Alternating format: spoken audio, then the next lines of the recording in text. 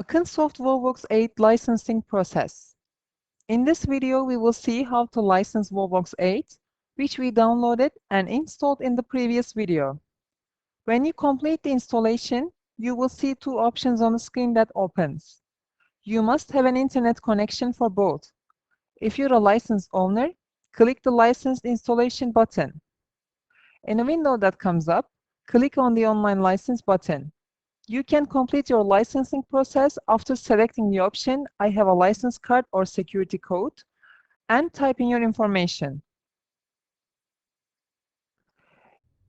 If you're going to create a new demo record, click Install Demo and click the New Demo Registration button.